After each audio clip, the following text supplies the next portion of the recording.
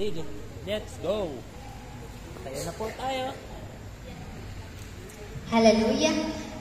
Inaanyayahan ko po ang bawat isa na tumayo at sama-sama natin purihin ang ating buhay na Diyos. Amen?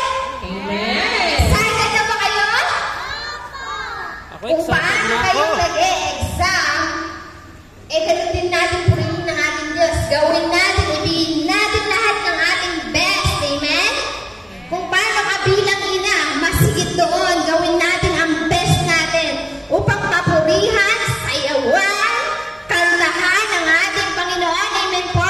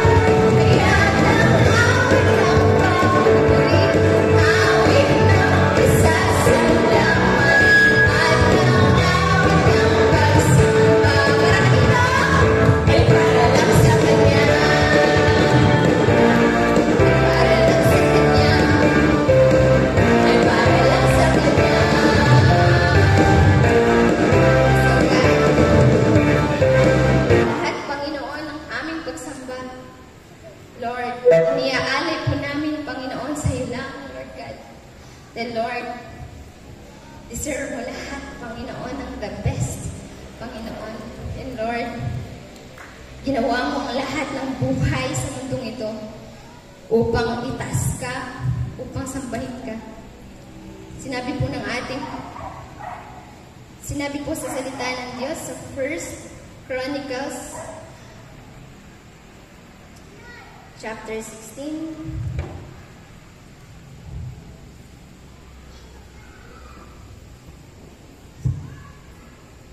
Magpasalamat ka kay Yahweh. Tumawag sa kanyang pangalan ang lahat ng gawa niya sa lahat. Ay paalam, umawit ng pagpupuri at siya ay parangalan. Ang kahangahangang gaway ibalita kahit saan. Dapat kayong magalak sapagkat kayo'y kanyang bayan. Ang lahat ng sumasamba sa kanya ay magdiwang. Lumapit kayo kay Yahweh upang tulong niya hingin. Sa tuwin ay parangalan siya at sambahin. Inyong alalahanin ang mga kamangha-mangha niyang gawa. Ang matuwid na paghatol ay gawang kahanga-hanga. Amen po. Marami pong dahilan. Maraming dahilan upang maging malungkot tayo, magmukmok. Amen? Magalit. Pero marami din pong dahilan upang tayo ay magsaya at magpuri sa Panginoon. Yes, O God. Sa mga oras na ito, Panginoon, katakbuin mo ang bawat isa. Napapagal, Panginoon. May agam-agam, Lord God. Thank you, Father, na narito ka. And Lord, yes, O God, we are here. Lord, thank you, Jesus. To surrender your heart, kapatid. Mingi ka ng kapatawaran at linisan ka niya.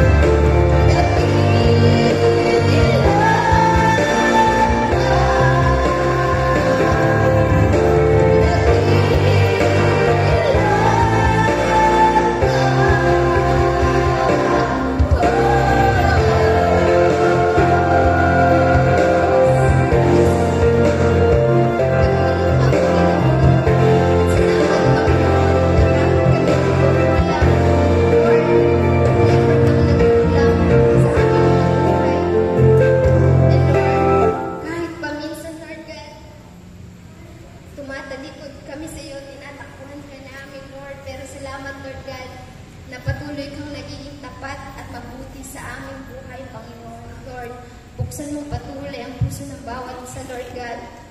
Lahat, Panginoon, ng may sakit, Panginoon, sa mga oras na ito. Lord, thank you, Lord God, for healing them. Lord, lahat, Panginoon, ng spirits, Lord God, all the sadness, oh God, all the anger, Lord God, I rebuke them in Jesus' name. I break every attacks of the enemy in this community, every darkness. I break it, I cancel it in the mighty name of Jesus. And Lord, right now, thank you, Father God, na winasak mo na, Lord God, ang lahat ng mga distractions na ginagawa ng kaaway sa buhay ng bawat isa. And Lord God, katakpuin mo, Panginoon, ang bawat isa. Maging ang mga batang ito, Panginoon. Thank you, Lord God, that you're unlimited, God. In Jesus' name. Amen.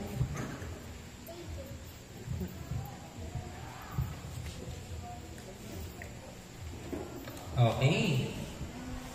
Tingnan mo yung katabi mo, no? Lalo na kung bago yan. Kamayan po natin and batiin mo naman yung katabi mo ng Merry Christmas, no? Merry Christmas, Merry Christmas, Merry, Merry, Merry, Merry Christmas, no?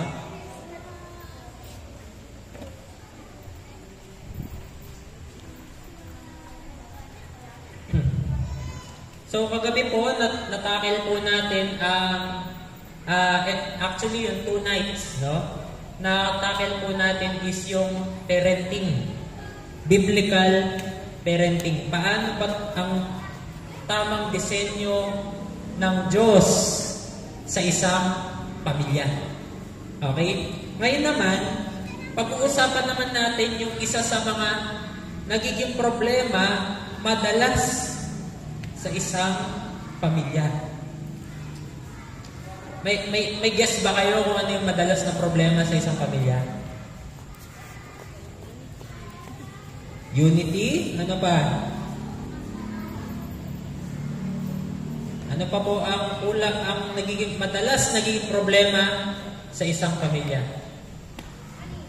Pera. Okay? So ngayong gabi ito, kung isa yun sa mga problema, ito good news ko sa inyo. Dumating ang Diyos dito 2,000 years ago. Ang pangalan niya ay si Jesus. At He is willing to provide for all our needs. Amen po ba? Okay, sino may pangangailangan sa pera? Taas ang kamay. Ba, yung mga bata, walang pangangailangan. Yung mga magulang nyo lang, no? Okay. So, lahat po tayo, may pangangailangan tayo sa pera. Ngayon, kaya napaka-importante bilang isang simbahan na pag-uusapan po natin ito. No? Bakit? Kasi ako naniniwala ko, kapag may mga bagay tayong hindi na pag-uusapan sa loob ng simbahan at hindi po na-educate ang mga tao, pwede po kasi nilang gamitin ang pera sa mabuti o sa masama. Depende kasi. Actually, ang pera po, hindi po siya masama. Yung love sa pera ang nagiging masama. Kaya nga ngayong gabi, pag-uusapan natin ito. At paano ba ang disenyo ng Diyos upang mas lumago tayo pagdating sa pinansyal? Okay? Okay ba yun? So ngayong gabi ito, ang main text po natin is Genesis chapter 22 verse 1 to 18. Ito ang panahon na, okay, bigyan ko lang po kayo ng konting background. Matagal na nanalangin si Abraham at si Sarai. Okay? Ngayon, si Sarai ay hindi na makapagdalang tao. Kasi nga, 90 plus years old na siya. Isipin mo yun, 90 plus years old ka na, at hanggang ng mga panahon na yon, hindi sila magkaanak. Pero isang araw, dumating ang mga anghel ng Diyos sa bahay ni Abraham at ipinagluto sila ni Abraham at sinabi ng mga anghel kay Abraham, Abraham, dahil sa katapanan mo sa Diyos, dininig na ng Diyos ang panalangin mo. Magdadalang tao ay si Sarai. At dadami ang iyong mga supling kasing dami ng mga buhangin sa dalampasigan. At kasing dami ng mga bituin. Alam mo, si Abraham, he is a man of faith. Alam mo bakit ko nasabing he is a man of faith? Kasi ilang daang taon na siya. Hanggang doon sa tanda niyang yun, kumakapit pa rin siya sa Panginoon na bibigay ng Diyos yung panalangin niya na magkaroon siya ng anak. Okay. Tapos, narinig ito ni Sarai. Okay? Ngayon, sabi ng Diyos, hindi na kita tatawagin Sarai, mula ngayon gagawin kitang Sarah. No? Ngayon, si Sarah, tumawa siya kasi hindi siya naniniwala. Ano? Itong tanda kong ito? Magdadalang tao pa ako? No? Sabi nga ng Bible, yung matres niya is good as dead. Patay na. Yung katawan ni Abraham is good as dead. Ngayon nga, magbuntis ka ng 40, sasabihin nila, oh, delikado na yan. Ano pa kaya 98? Oh. Kaya sinasabi sa Bible, imposibleng ipagkaloob sa kanila ng Diyos, pero nabuntis si Sarah. At nagkaroon sila ng anak na tinawag nilang Isaac. No? At mula kay Isaac, no, doon dumami ang salin lahi ni Abraham. Ngayon, isang araw, sinubok si Abraham ng Diyos. Bakit? Hindi kasi sinabi sa Bible kung bakit siya sinubok. Malamang, no? Maraming Bible scholar ang nagsasabi dahil nagkaroon siya ng anak, dati devoted siya sa Diyos, ngayon may iba nang umaagaw ng atensyon niya. May iba nang umaagaw ng oras niya. Dati sumusunod siya sa Diyos, ngayon marami na siyang nagiging excuses. Malamang marami sa atin nakaka-relate kasi maraming may anak dito. Pero ito yung sinabi ng Diyos sa kanya. No? Sige, basahin natin. Sabi ng Diyos, sometime later, God tested Abraham. He said to him, Abraham, here I am, he replied. Then God said, take your son, your only son, whom you love, Isaac. Diba? Napaka-specific ni Lord. Yung kaisa-isa mong anak, yung anak na mahal mo, na si Isaac. Okay, Lord, anong gagawin sa kanya? Sabi dito, and go to the region of Moriah, sacrifice him there as a burnt offering on a mountain I will show you. Bilang isang ama, mahirap yun. Ako nga kanina sa provincial, papanik lang po ako na hagdan kasi papunta ako sa mga pasyente ko. Nakita ko yung mag-asawa, nawalan sila ng kaisa-isan lang anak. Alam mo, kahit bangkay na lang yung anak nila, nandun sila sa morgue, pinupuno nila ng yakap at halik yung anak nila. Bakit? Mahal na mahal nila yung anak nilang yun eh. Tama? Kaya bilang isang magulang, mahirap yun. Yung pinagagawa ng Diyos na yun. Nasabi ng Diyos, dalhin mo doon at isacrifice mo yung anak mo. Kaya isa-isa mong anak na mahal mo. Tapos, alam mo, wala man sinabi sa Bible na nag-alinlangan si Abraham. Kinabukasan, sabi niya sa kanyang mga alipin, pupunta tayo sa bundok ng Moriah, sasamahan mo ko Isaac, at magdadala tayo ng panggatong para sa sacrifice. Ngayon sabi naman, abang papunta sila doon, sabi ni Isaac, Tay, wala naman tayong dalang kambing, tupa, baka, hindi kalabaw, ni tipaklong, wala tayong anong ikakabit natin dun sa sisiga natin na pang-sacrifice? Alam nyo, sagot ni Abraham, the Lord will provide. Yun lang sagot niya. At doon nagmula ang isang pangalan ng Diyos, which is tinatawag nating Jehovah Jireh. Jehovah Jireh or Jireh, the God who provides. Okay? Ngayon, pumanik sila doon sa bundok. Alam nyo, siguro, ito yung mga pinakamahirap na mga araw ni Abraham. Kada hakbang, mabigat sa kalooban niya, yung pinag-uutos ng Diyos, pero ginawa niya. Lumakad siya, kasama niya yung kaisa-isa niyang anak. Nung nandun na, sa paanan ng bundok, sabi niya sa mga alipin niya, kami na lang ni Isaac ang papanik, maiwan kayo dyan. Hanggang yung mga panahon na yun, nagtatanong yung anak, Tay, nasaan yung isasakripisyo natin? Isa lang sinasagot niya, anak, God will provide. Diba?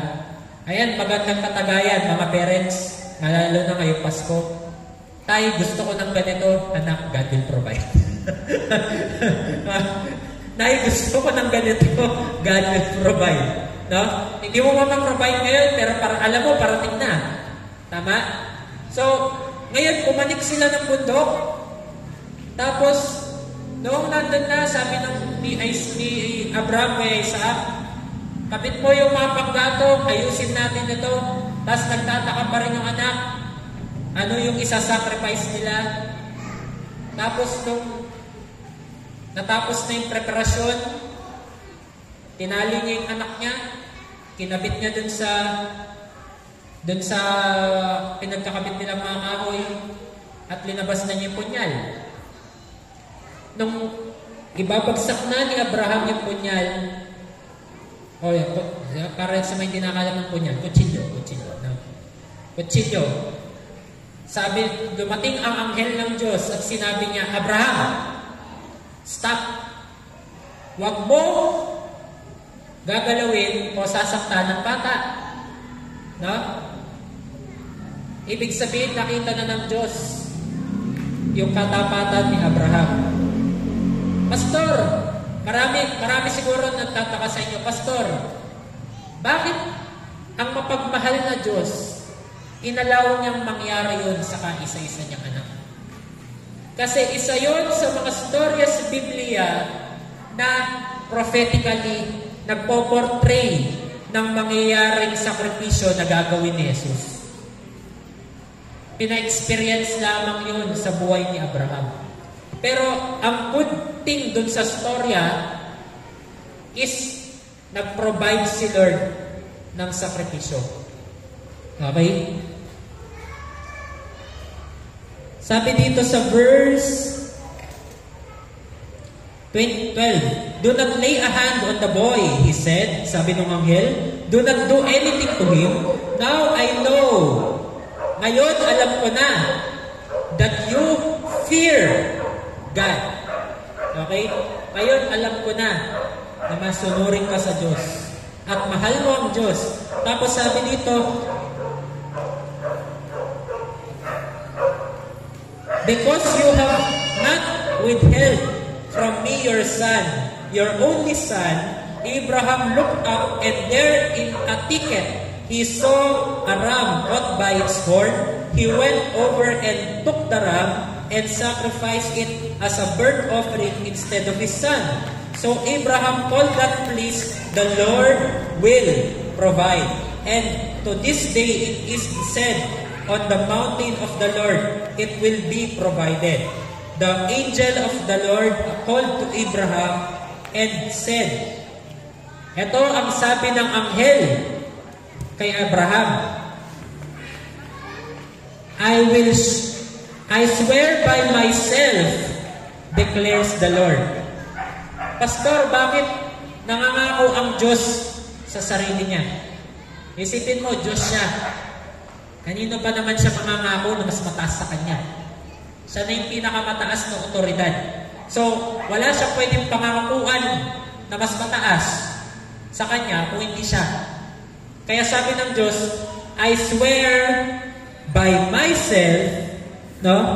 declares the Lord, that because you have done this and have not withheld your son, your only son, ito ang pangako ng Diyos kay Abraham, I will surely, sigurado yun, 100%, I will surely bless you and make your descendants as numerous as the stars in the sky and as the sands on the seashore.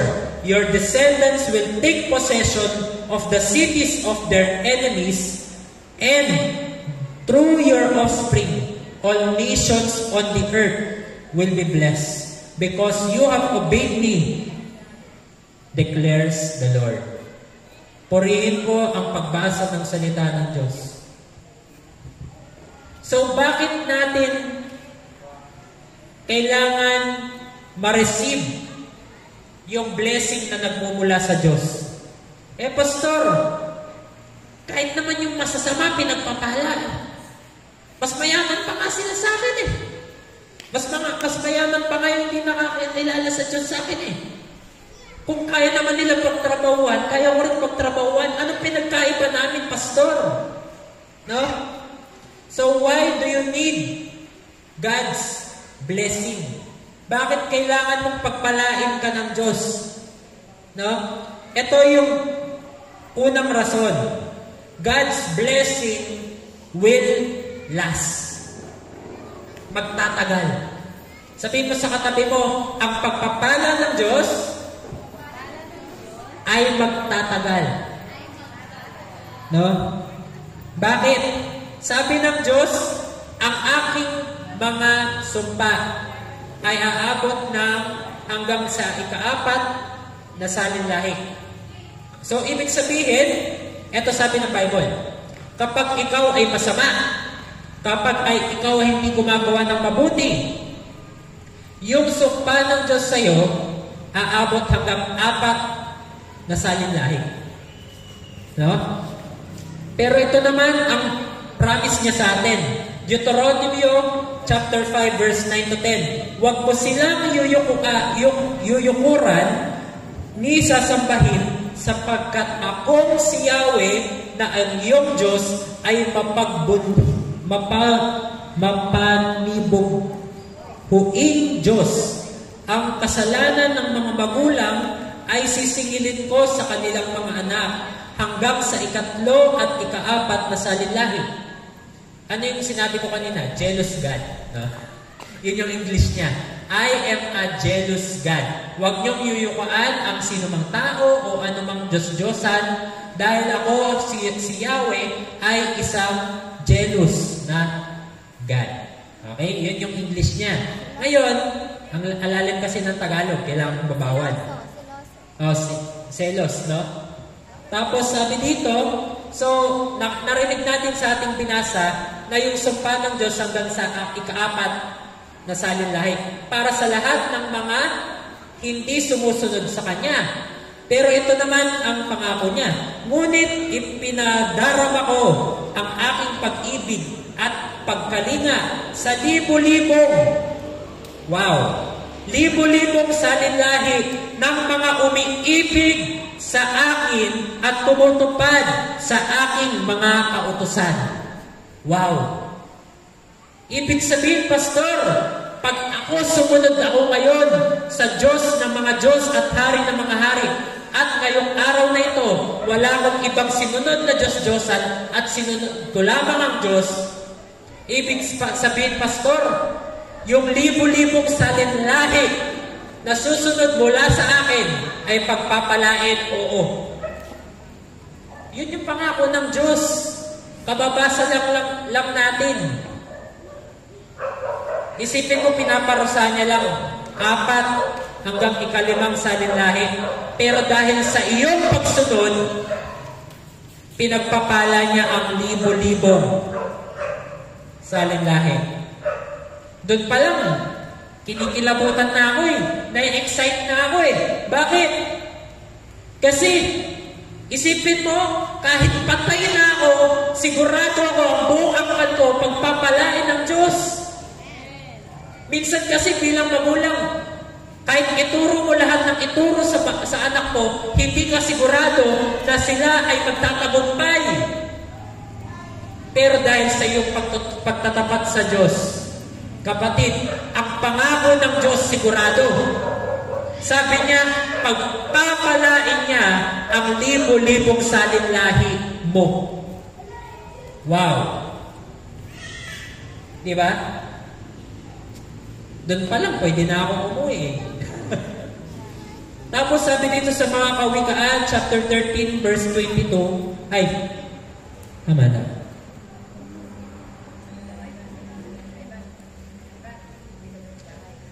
Sabi dito, verse 22, ang matuwid ay nag-iiwan ng pamana hanggang sa kaapu-apuhan.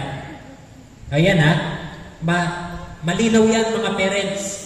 Ang mga matutuwid na magulang nag-iiwan ng pamana. Okay?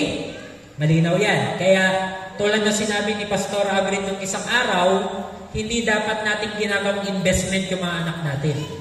Yes, may karapatan silang tumulong sa'yo, pero hindi dapat sila maging obligado na tumulong sa magulang.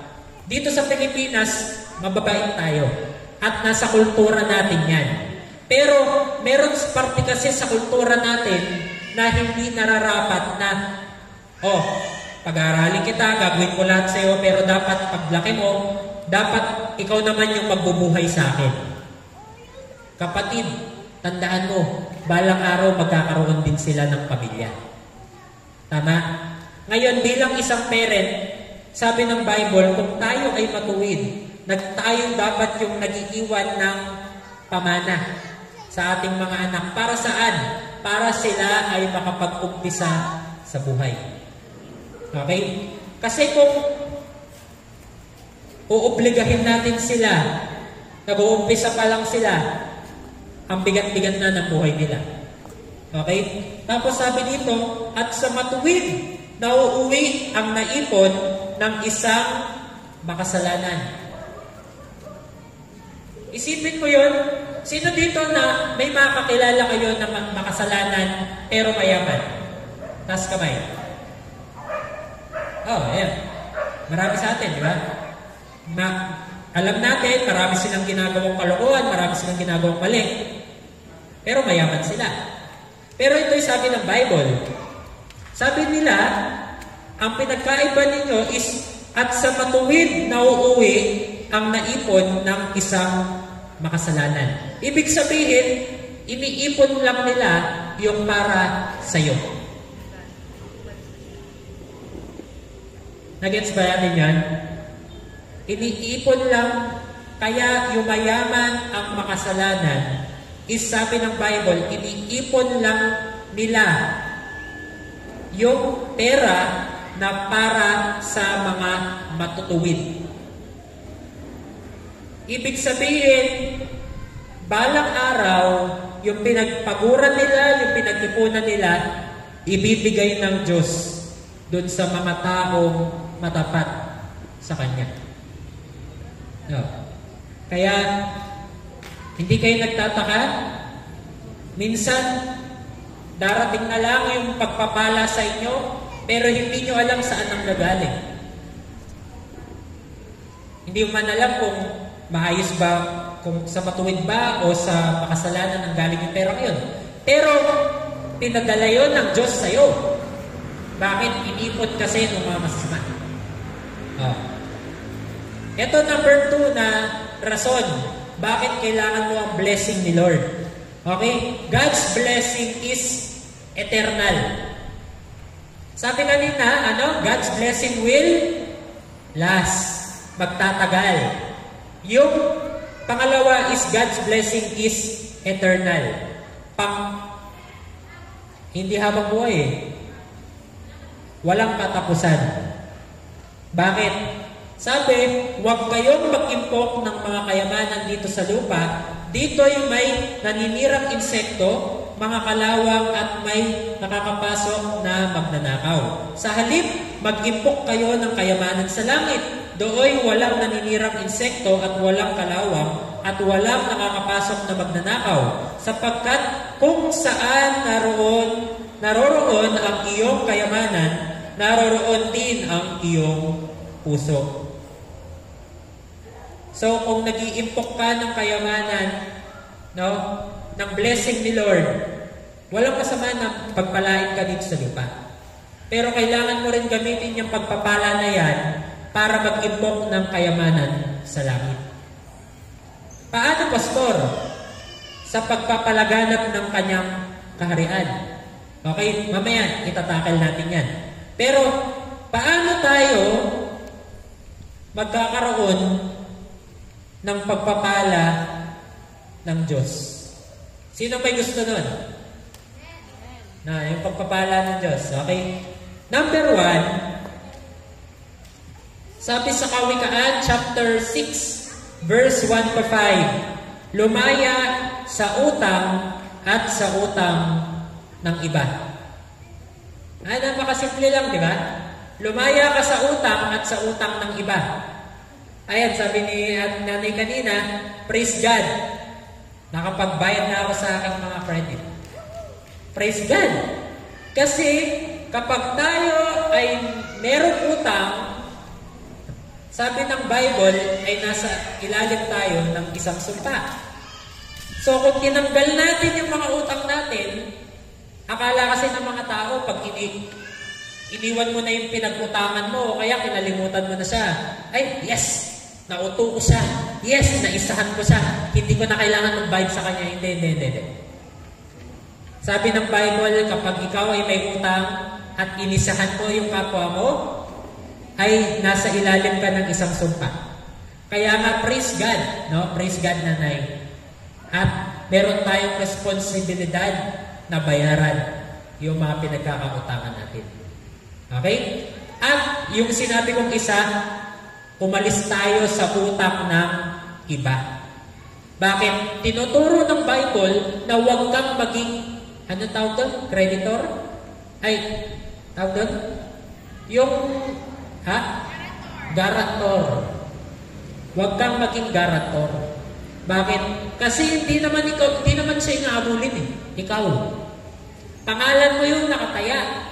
Kaya nga sabi ng Bible, hindi ka man makatulog araw at gabi kasi bakit? Iniisip mo yung utang ng iba. Hindi pala minsan, madalas, nangyayari yan saan? Sa pamilya. Tama? Yung kapatid mo, loko-loko. Ang daming utang, tapos ikaw yung nagbabayad. Yung mga kapatid yung nagbabayad. Ako may kakilala po akong ganyan. Sabi niya, Sir Jay, bakit ganun?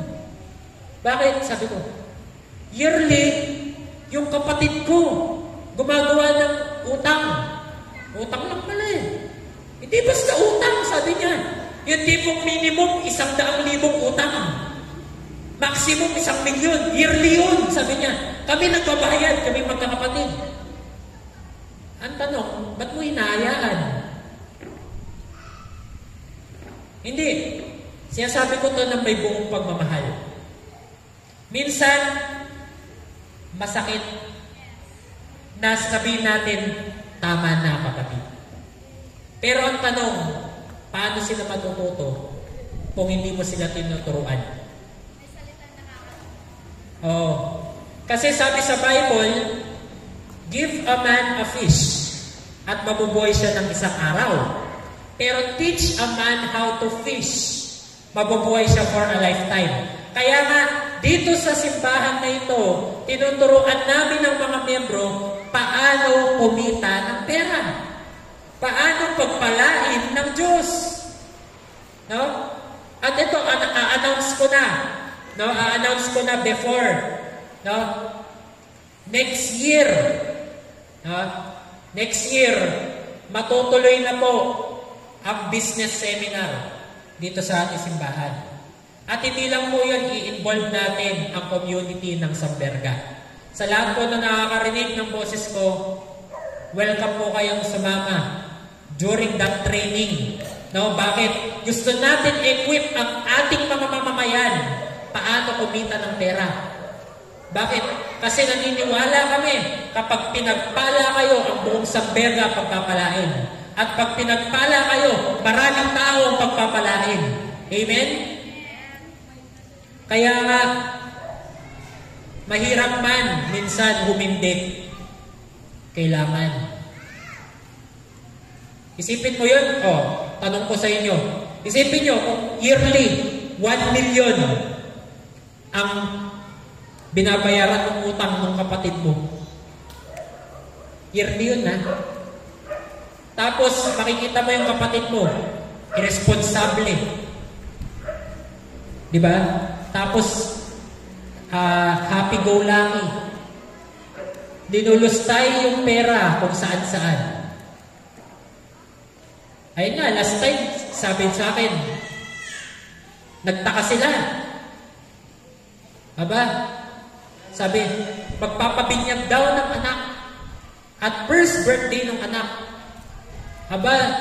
Nag-order sila ng magsiset up ng backdrop. Nag-order sila ng ang laki-laking cake dahil mo pang kakasal. Nag-order sila ng mga cupcake. Nagpa-buffet sila. Nagtataka yung mga kapatid. Paano niyo babayaran yun? Pareha silang walang trabaho. Nagtataka yung mga kapatid. Tapos, napapakamot yung mga kapatid. Naku, yari na naman tayo nito. Utang na naman to. Pero minsan kailangan mong humindi. Kami po, may ganun din po sa pamilya namin. Yung susunod kong kapatid, ganun po, dati nakadepende siya sa amin. Pero nung humindi kaming magkakapatid, at naging firm yung desisyon po namin bilang isang pamilya, natuto siyang tumayo sa sarili niyang paa. At ngayon, nangangarap na siya magkaroon ng bahay, nangangarap na siya para sa kanyang mga anak. Ngayon, alam niyo, nasa UK. Nag-abroad na siya para saan? Para sa kanyang pamilya. Sipin mo yun. Pero dati yung kapatid ko na yun, happy-go-lucky. Pariwara yung buhay. Nakatatlong asawa. Pero tingnan mo, ngayon, nangangarap na siya para sa kanyang mga anak. Okay, number 2. Anong kailangan natin to have the blessing of the Lord? Sa Kawikaan, chapter 6, verse 6. Tingnan mo ang mga langgam. Ikaw na taong ubod ng tamad, pamumuhay niya'y masdan mo, at nang ikaw ay mamulat. So, ang number 2 is kailangan natin ng kasipagan. Pastor, hindi mo alam yung ginagawa ko sa buong araw. Hindi mo alam yung hirap ng isang ina, na hirap ng isang ama. Pero tingnan mo, yung may magagawa ka sa buong araw mo para i-conserve yung energy mo. I-conserve yung oras mo. At pag nangyari yun, tingnan mo, mas marami kang oras. Mas marami kang energy. At yung oras at energy na yun, pwede mong gamitin sa paghahanap buhay. Kasi pare-parehas tayong may 24 oras. Tama? O lahat tayo may pare-parehas na 24 oras, bakit yung mga may pangarap at gusto nilang yumaman, ibig sabihin, mahirap sila ngayon, gusto nilang yumaman. Tingnan nyo. Buksan nyo yung FB account nila. Tingnan mo, puro paninda. May kaibigan ba kayo nila yung wala na siyang chinat sa inyo, kundi puro paninda. Tapos inoperan ka na ng insurance, inoperan ka ng kimchi, inoperan ka ng kung ano-ano. Bakit? Kasi alam nila yung sikreto. Oo, busy sila nagtatrabaho. Pero anong ginawa nila? Nagpo-post lang sila. Tapos, iba naman yung gumagawa, nagre-resell lang sila. Tapos, kada benta nila, kahit 20-20 lang yan. Kukunin mo lang yung produkto, i-deliver mo, kahit 20-20 lang yan. Baka 10 ka lang, 200 na yun. Pag naka 1,000 ka, 100, sige, 100, magkano na yun? 2,000. Sipin mo yun. extra lang yun. Hindi pa ikaw yung gumagawa. Kaya ipinost lang nila. Nakita, uy, ang ganda. Oh, tatype lang sila. HM, how much? Oh, may post pa sa dulo. How much post? Diba? Tapos, magre-reply ka lang. Ganito po. Oh, tapos, commit na tayo. Oh, ang bilis lang. Hindi ka man gagugol ng 10 minuto, nakabenta ka na. Kaya nga, nasa diskarte lang yan kung masipag tayo. Amen? Ngayon, Pastor, minsan kasi kumukulang yung sahod ko or sahod ni Mister. Kaya nga kailangan natin ng extra. Sino makapagsabi, hindi na biro yung bilihin ngayon? Di ba? Tama? Hindi na biro yung bilihin ngayon. Nagkakaroon tayo ng tinatawag na inflation rate. Tumataas ang bilihin, pero ang problema, ang sahod, ang tagal tumaas. Pero alam nyo, ito ang sikreto ng mga negosyante. Ang mga negosyante, wala silang problema sa pagtaas ng bilihin. Bakit? Yung mga produkto nila tumataas din. Ibig sabihin, tumataas din yung kita nila. So, yung inflation, walang problema sa kanila. Bakit? Ayan, si Ate Jane. Dati, nung bago pandemic, magkano bigas? Wala, ma'am? Ngayon, magkano na? 1 to 1.3. Isipin mo yun, dati wala pang 1,000. Ngayon, nasa 1 to 1.3. Pero tingnan mo, tumaas yung bilihin ng pandemya, pero ikaw, nagtaas ka rin ng produkto. So, hindi ka apektado. Tama? Hindi ka masyadong apektado. Kasi, what if ganito? Ayun lang. Kaya nga sabi, huwag mo pautang. Okay? At least sa totoo tayo. Pero, tingnan mo. What if ganito? 1,000 tumaas yung bilihin. Tapos nanatili ka dun sa 900 na benta mo. Di ba lugi ka? Ganun ang nangyayari sa employment, kapatid. Tumaas na lahat yung sweldo mo, hindi pa tumataas. Pastor, employed ka din naman. Totoo, employee ako. Nurse po kasi ako by profession. Pero, bakit ako nananatili sa ospital? Hindi dahil doon sa sahod. Nananatili ako sa ospital dahil doon sa mga pasyente. Bakit? Kasi, walang nagbabahagi ng salita ng Diyos sa kanila. Walang nagpe-pray para sa kanila. Kaya nandun ako. Kung may gagawa nun, at mayroong magbabahagi ng salita ng Diyos doon, magre-resign na ako bukas na. Pero kung kailangan pa ako ng Diyos doon, mananatili ako doon. At gagawin ko pa rin ito tuwing gabi. Kaya nga, hindi biro maging empleyado. Kaya nga, kailangan natin ng extra. No? Ngayon, Pastor, paano yun? Mahirap kaya mag-start ng negosyo. Kaya mag-umpisa ka muna bilang empleyado, tapos mag-extra ka, in-extra mo yung business mo, tapos pag kaya mo nang tumayo sa sarili mong negosyo, doon ka mag-resign sa trabaho. Kaya na binibigyan ko na kayo ng tip. Kasi maraming nalulugi kasi kinabit nila yung income nila sa iisang lugar. Kapag kinabit mo yung income mo sa isang lugar at nalugi yun, wala kang fallback. Wala kang ibang sasandalan. Kaya nga, merong tinatawag yung mga negosyante na do not put your eggs in one basket. Sino bumibili ng itlog dito? Bumibili kayo naka-tray? Ano nangyari kapag nahulog mo yung tray? Basag lahat. Tama? Ganon din ang negosyo na kinabit mo lahat ng pera mo doon.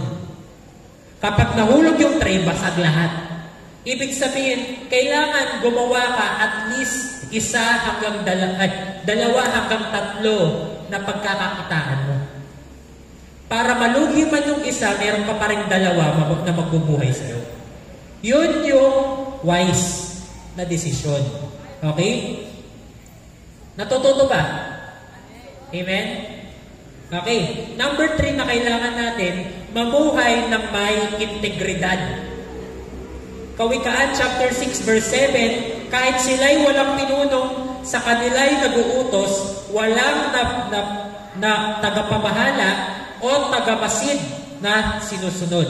Ibig sabihin, tingnan mo yung mga langgam. Kahit wala silang leader, ginagawa nila yung tama. Ibig sabihin, sinasabi ng Bible, mamuhay ka na may integridad. Ako, tatanungin ko kayo, gugustuhin nyo ba yung taong nagninegosyo na walang integridad? Maganda yung produkto niya sa umpisa, tapos yung susunod na bili mo, defective na. Tapos, katapos nun, pag binabalik mo sa kanya, sorry, bye-bye. Mahirap yun. Di ba? Kaya nga may tinatawag tayo sa mga online selling na scam. Binentahan ka, tapos, one time nga, bumili yung asawa ko ng item, dumating, ban-in. Totoo. Bumili siya ng item, binayaran namin, tapos kadating sa amin, ban-in. Tinatawagan namin yung seller, kinokontak namin, walang sagot, scam. Tingnan mo, kapag ganun ka magtrato sa mga tao, hindi ka na nila babalikan. Okay? Number 4, no? Number 4 is kailangan nating matuto. Sa Tiago chapter 1 verse 5, ngunit kung sino man sa inyo ang kulang sa karunungan, humingi sila sa Diyos at siya'y bibigyan, sapagkat ang Diyos ay nagbibigay ng sagana at hindi nanunumbat. Minsan kasi, di ba, gusto natin magnegosyo, ang problema, hindi natin alam. Kaya tingnan nyo ang mga mayayaman, anong ginagawa nila. Sabi dun sa interview sa isang mayaman, sabi niya, anong gagawin mo kapag nawala lahat sa iyo ng kayamanan mo at nag-umpisa ka muli sa zero? Sabi niya, magiging empleyado ako ng McDonald's at aaralin ko kung paano yung sistema nila. Bakit McDonald's? Sabi nung nag-i-interview. Kasi sabi niya, walang iisang restaurant sa buong mundo na maraming franchise sa buong mundo at pare-parehas yung produkto nila kahit saan sa mundo. Ibig sabihin, maayos yung sistema nila. Kahit saan ka pumunta sa mundo, yung cheeseburger nila, parehas. Yung fries nila, parehas. Tama? Tingnan nyo, kahit saan kayo pumunta McDo, parehas yung timpla nila. Ha? International kasi. Pero kahit gaano maraming branch nila, pare-parehas. Kahit iba-iba yung chef. Ibig sabihin, maayos yung sistema nila. And inaaral yun nung mayaman na yun, para saan daw? Para pag nagkapera siya, magpa-franchise din siya ng McDo. Or pwede siyang gumawa ng restaurant na parehas na McDo. Kaya tingnan mo, para mag-franchise ka ng isang McDonald's, alam nyo kung magkano kailangan ninyo? 40 million. Para lang makagawa ka ng McDonald's. Kailangan mo ng 40 million. Para ang bumili ng isang gasoline station. Pero, bakit ganun kamahal? Hindi mo binibili yung produkto, binibili mo yung sistema. Kasi maayos yung sistema nila. And pag binili mo yun, alam mo, tatakbo ng maayos yun. Kasi parehas yung takbo niya kahit saan. Amen? Tapos, number 5, ang kailangan daw natin is mag-ipon ayon sa Kawikaan chapter 6 verse 8. Mag-ipon. Pastor, kulang talaga Yung tipong kakasahod ko lang, may nakita nga akong post sa Facebook nahimatay yung ane, binubuhat ng dalawang mama. Ano nangyari daw? May nagtatanong ano nangyari. Nag-13 month daw, ubos agad. Kaya himatay. Di ba nararanasan natin yung, kasasahod ko na nga. Oo, butas agad. Wala pa man akong binili.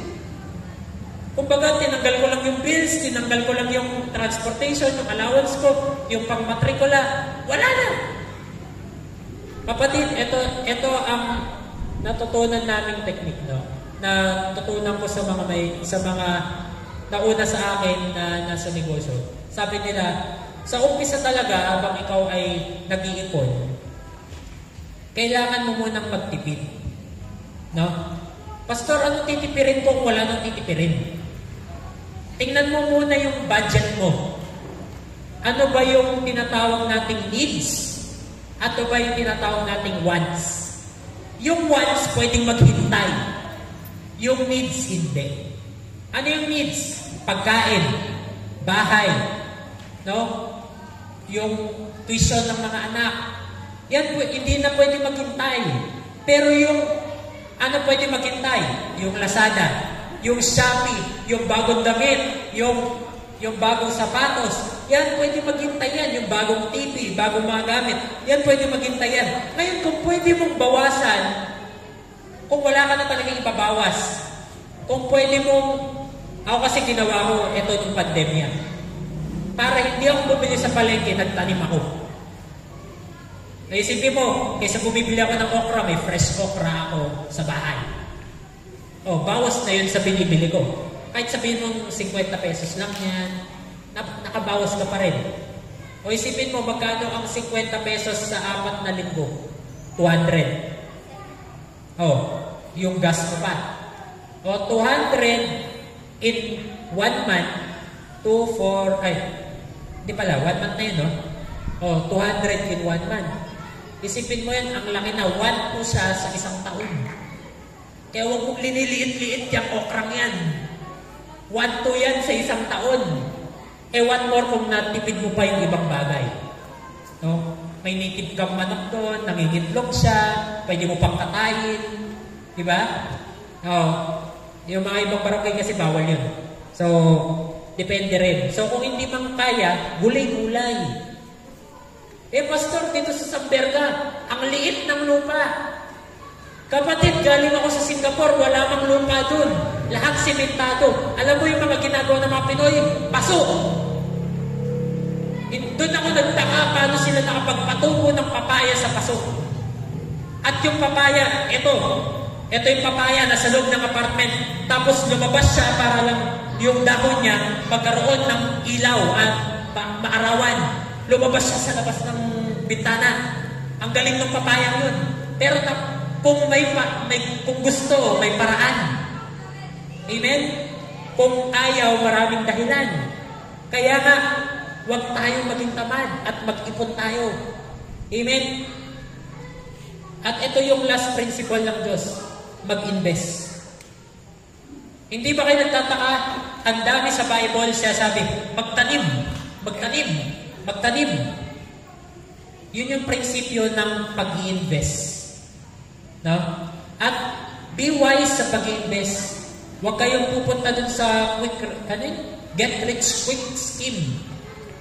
Maraming nabibitag sa mga yun. Diba? Kaya nga maraming pumapasok sa mga networking, ganyan. Bakit? Gusto nilang yumaman agad. Hindi ko sinasabing masama ang networking kung alam mong dalhin. Tama? Pero kung hindi mo alam dalhin, di ba, mahirapan ka. Kaya nga, bakit nabibitag yung mga tao dyan? Kasi nakikita nila yung numero. Wow! Kumikita ka talaga ng 1 milyon sa isang buwan. Totoo! Gusto ko rin yan. O, sign up mo na ako. Bigay ka agad ng 16,000. Yari. Kaya nga sinabi ko, ano yung una? Matuto. Saan kami matututo, Pastor? Wala namang magtuturo sa amin. Kaya nga meron tayong tinatawag na ngayon na internet. Hindi ka marunong mag-alaga ng manok, may internet. Hindi ka marunong magtanim, may internet. YouTube lang katapat niya. Minsan, luto. Hindi ka marunong magluto nito, YouTube. Tama? Kung hindi man, ito ang advice ko sa inyo. Pumunta kayo dun sa mga eksperto at magpa-mentor kayo. Alam nyo, yung magtuturo sa atin sa business seminar. Excited na siya. Bakit? Lumabas na kasi yung bagong pickup niya. Fully red, brand new. Oh. Sinabi niya yun ngayong taon na ito, hindi matatapos ang taon na ito na hindi lalabas yung bagong pickup ko. At nagsimula lang siya nung pandemya. Ngayon, yung kinikita niya, 6 digits na. Sipin mo yun, nag-start lang siya sa alcohol. Benta-benta ng alcohol. Ngayon, may sarili na siyang brand ng alcohol. At hindi lang alcohol ang binibenta niya. Lahat ng mga kumpanya na may pangangailangan siya nagsusupply. Kaya nga, be excited. Kasi siya, excited na siya magturo dito sa Samberga. Okay? Sabi dito, huwag ninyong akalaing madadaya ninyo ang Diyos. Ito, Galatians chapter 6, verse 7 to 10. Kung ano ang itinanim ng tao, yun din ang kanyang aanihin. Ang sumusunod sa nasa ng kanyang laman ay mag-aani ng kapahamakan. Yun yung sinasabi ko sa inyo. Huwag kayong madadaya sa nakikita ninyong numero. Huwag agad-agad. Humingi kayo ng karunungan sa Diyos. Kapag nakita nyo, Lord, para sa akin ba to? Kapag sinabi ng Diyos, hindi, wow! No? Kasi minsan sa atin, nakikita natin yung numero, pero wow! Tapos, agad magsasign up tayo. Agad susulong tayo. Tapos sabi dito, ngunit ang sumusunod naman sa Espiritu ay mag-aani ng buhay na walang hanggan. Kaya huwag tayong magsawa sa paggawa ng mabuti. Pagdating ng takdang panahon, tayo ay aani kung hindi tayo magsasawa. Kaya nga, sa lahat ng pagkakataon ay gumawa tayo ng mabuti sa lahat ng tao, lalo na sa mga kapatid natin sa pananampalataya. Bakit tayo gumagawa ng mabuti? Hindi para maligtas. Okay? Lilinawin ko yun. Gumagawa tayo ng mabuti kasi ligtas na tayo. No? Para sa inyong paggawa natin ng mabuti, para sila rin ay makakilala sa Panginoon. Para rin sila ay makaranas sa kaharian ng Diyos at makapasok sa kaharian ng Diyos. Kaya, hindi ako na-impress dun sa mga tutulong ka lang sa kapwa katapos nun, bye-bye, thank you, wala na. Bakit? Tinulungan mo lang sila na umasa sa iyo. Pero alam nyo, sana ko impress, kapag tumulong ka sa kapwa, katapos nun ay inintroduce mo sa kanya yung tagapagligtas na tinanggap mo. Na yung pagpapala na nararanasan mo, mararanasan din nila. Doon ako na-impress. Amen? And I will end with this. Ito ang challenge ko sa bawat isa.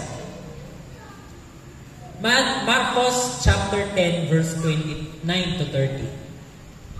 Sumagot si Jesus, tandaan ninyo ang sino mang nag-iiwan ng kanyang tahanan, mga kapatid, mga magulang, mga anak, mga lupain, dahil sa akin at sa magandang balita. Hindi ba parang ano yan? Nangyayari yan sa mga taong employed. Di ba natin nararanasan yan? Iniiwan natin ang ating mga mahal sa buhay, ating lupain, ating tahanan. Tama? Pero ito ang pinagkaiba. Sabi, para sa akin, sa Diyos, at para sa mabuting balita. Doon nagkaiba. Bakit? Kasi yung employment, iniiwan natin yung mga mahal natin sa buhay para sa pera. Employed tayo dun sa employer. Dun sa nagbabayad sa atin. Ang pinagkaiba natin dun sa mga yun is tayo, employed tayo ng Panginoon. Amen? Kasi ginagawa natin yung mga bagay-bagay para sa kaharian niya. At ito ang pangako ng Diyos. Tanong nyo naman, ano? Ayan, excited ba kayo malaman, ano? Etong pangako niya sa atin ay tatanggap sa buhay na ito ng 100 ulit pa ng mga iyon, mga bahay, mga kapatid, mga ina, mga anak, at mga lupain. Ngunit may kalakip na pag-uusig at sa panahong darating. Ibig sabihin, kapatid, hindi mo lang siya tatanggapin ng 100 beses dito sa lupang ito, pero matatanggap mo rin siya ng 100 beses sa langit. Wow! Ibig sabihin, hindi ka lang pinagpala dito, pero pinagpala ka rin doon. Wow! Kaya nga minsan napapatanong kami, Lord, kung yung bahay namin mansyon sa langit, yung mga daanan doon gawa sa ginto, at yung dagat doon gawa sa diamante, ano pa mas bibigay mo sa amin na pagpapala? Pero there's more. There's more. Sinabi yun ng Biblia. At sabi dito, at sa panahong darating, magtatamo siya ng buhay na walang hanggan. Wow. Anong ibig sabihin ng 100-fold? Ganyan yung kamay nyo. Okay, iganyan nyo. Ayan. Yan ang 1-fold. Pag binuksan nyo, yan ang 2-fold. Pag binilang mo, ilan yan? 2 kamay. Tama? Ibig sabihin, in mathematics, hindi siya 100%, 200%. So, ang 100-fold is 1,000% nung tinanim mo sa Panginoon. Isipin mo yun. Isipin mo ang 1,000% ng tinanim mo sa Panginoon ay babalik sa'yo. Ako makapagsabi kahit 30% lang, mabubuhay na tayo hanggang mamatay tayo. Pero yung 1,000%, hanggang kaapu-apuhan mo, pagpapalahin. Amen? Sige, palakpakan natin si Lord. Sige po, tayo po tayo lahat. And I want to pray for you.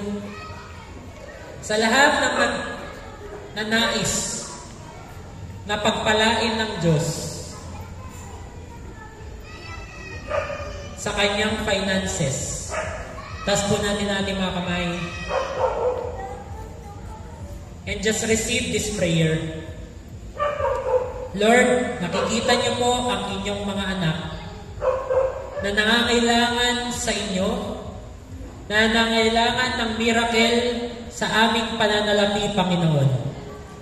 Lord, we declare, Panginoon, na itong darating na Pasko will be the happiest Christmas na tatanggapin po namin. Kaya salamat po, Panginoon, sa bawat isang narito nangangailangan ng pagpapala ninyo.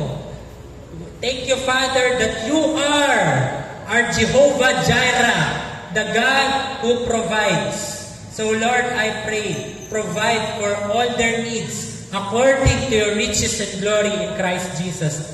Sampulan niyo po sila ngayon bago pa man magpasko, Panginoon. Higit pa sa Christmas bonus ang kaya nilang tanggapin mula sa inyo. Salamat po, Panginoon, na makikita po nila ang pagkakaiba ng masasama at ng mabuti. Salamat po, Panginoon, na kayang-kaya niyo po silang pagpalain ngayong Pasko. Lord, abutin niyo po ang bawat isa at makikita po nila na buhay ang aming Diyos at kayang-kaya niyang tugunin ang aming mga panalangin. Thank you, Father. To you deserve all the power, all the praise, and all the glory. In Jesus' name I pray. Amen and amen.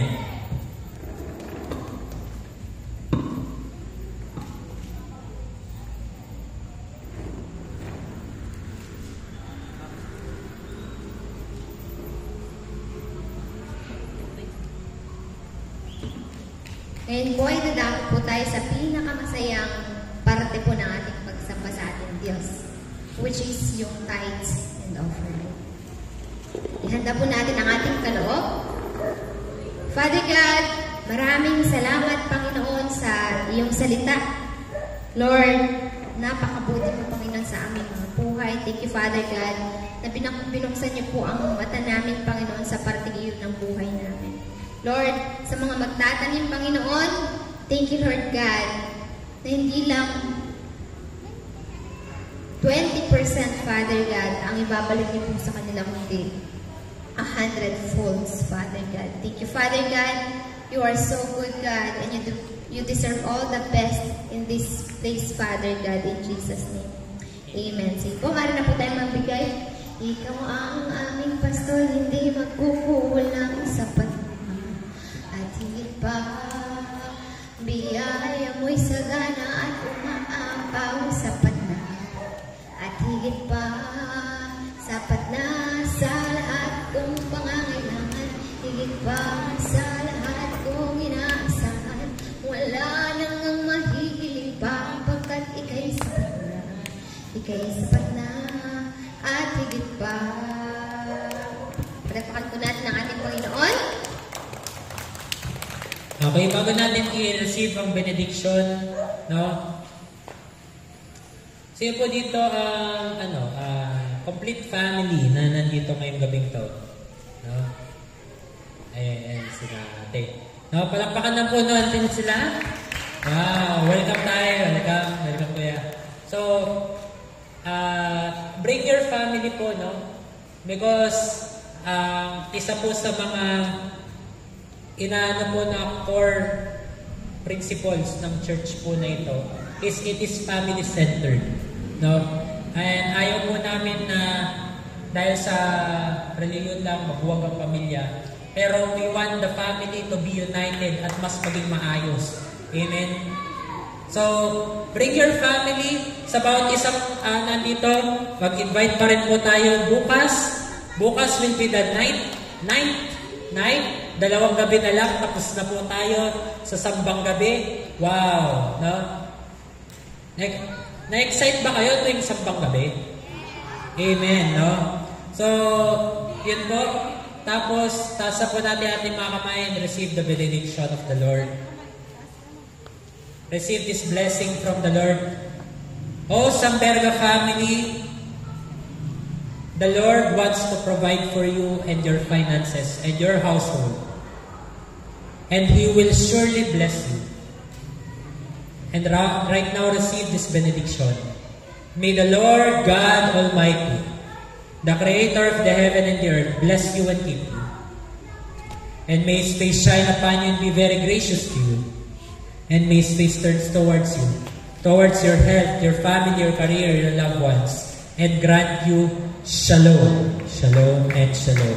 Tapos sa buwan ng serbisyo, mabuhay po tayong lahat.